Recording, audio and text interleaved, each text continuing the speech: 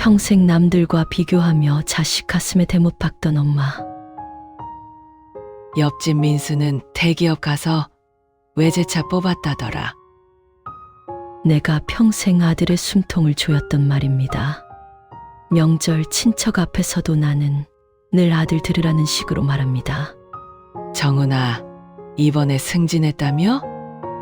참 넌 복덩이다. 일부러 소리 높여 조카들 칭찬을 합니다. 자극을 주면 아들이 오기가 생겨 더 잘할 줄 알았습니다.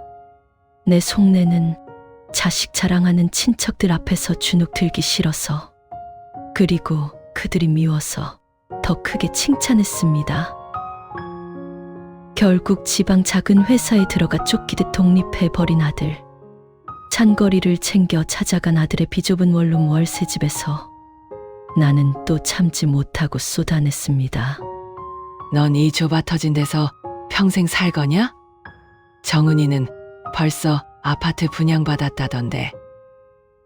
그 순간 늘 고개만 숙이던 아들이 붉어진 눈으로 말했습니다. 엄마, 나는 코피 터지게 노력해도 민수나 정훈이 형이 될 수 없어.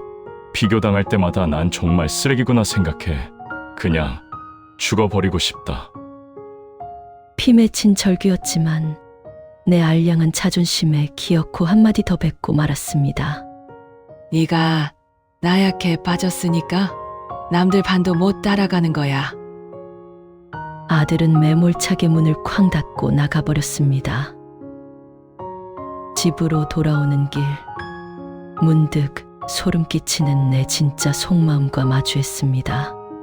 내가 화가 났던 건 아들의 고단한 삶이 속상해서가 아니었습니다.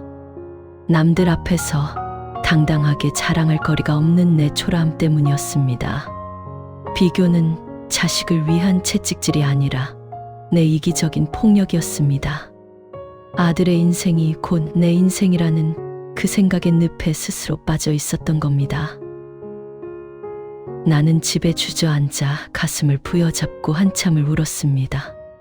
그리고 불쌍한 아들의 인생을 놓아주기로 했습니다. 내일은 아들이 좋아하는 불고기를 안고 찾아가 태어나 처음으로 고개를 숙이려 합니다. 미안하다고. 너는 내 장식품이 아니라 목숨보다 귀한 내 아들이라고 말하렵니다.